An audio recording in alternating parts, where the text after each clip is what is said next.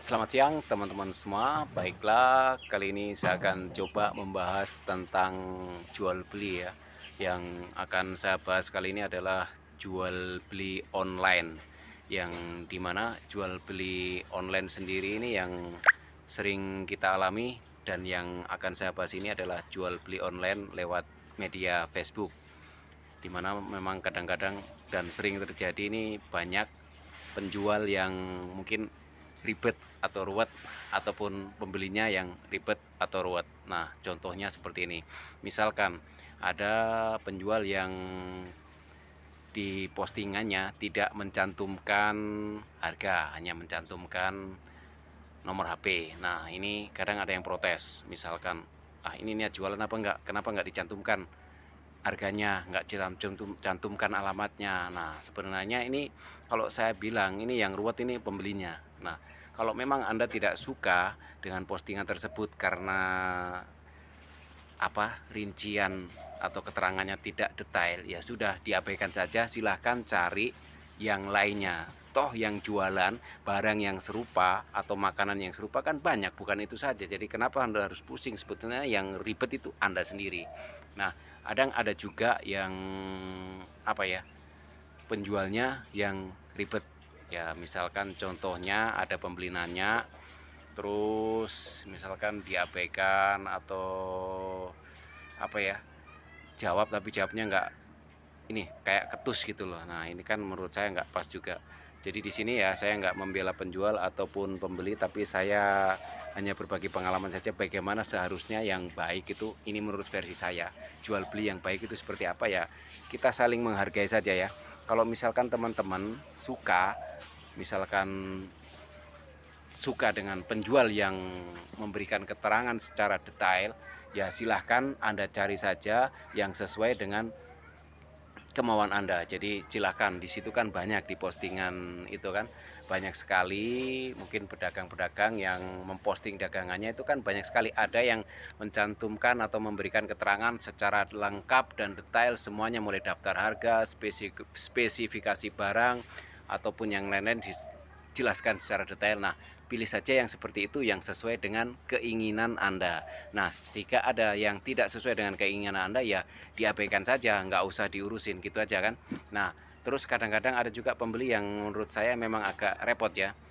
Nah, keterangannya sudah sangat jelas, ada daftar harga, ada alamat, spesifikasi barang pun ditulis secara detail dan lengkap. Terus masih nanya, dan pertanyaannya sudah ada jawabannya di keterangan. Misalkan ditulis dijual sepeda ontel, tahun pembuatan 1300 sebelum Masehi, misalkan seperti itu ya. Nah, harga sekian ratus juta, misalkan 300 juta, taruhlah seperti itu. Alamat di jalan ini, jalan itu, dan lain-lain disebutkan secara lengkap. Terus Anda nanya, ini harganya berapa? Nah, padahal harganya sudah ditulis. Ini kan lucu sebetulnya. Kalau yang seperti ini nih ya, ini saya ada dua kemungkinan.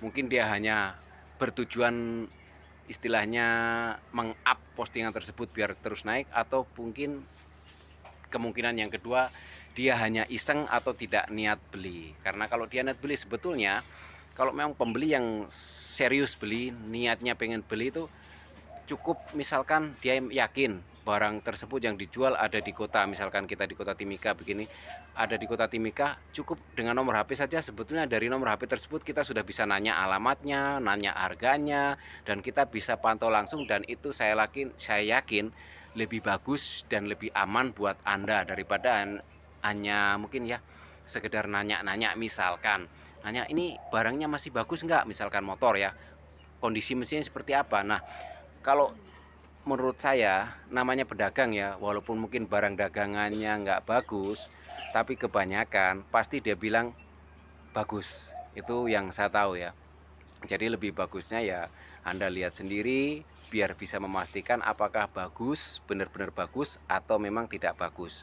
Nah, sedangkan bagus sendiri pun itu masih relatif ya, tergantung siapa yang menilai, dan tergantung bagus ini jika ada perbandingannya dengan barang lain yang sama. Misalkan motor ini tahun sekian, tahunnya sama.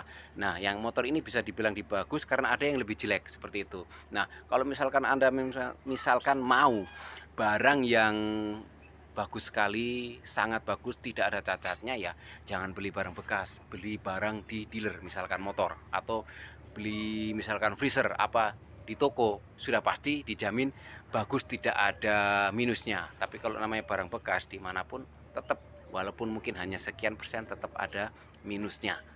Jadi begitu saja ya yang ingin saya bahas dan saya sampaikan, mudah-mudahan ya bisa jadi apa ya, istilahnya pengingat buat teman-teman yang mungkin sering jual beli di Facebook, biar nggak ribet. Cukup sekian dari saya.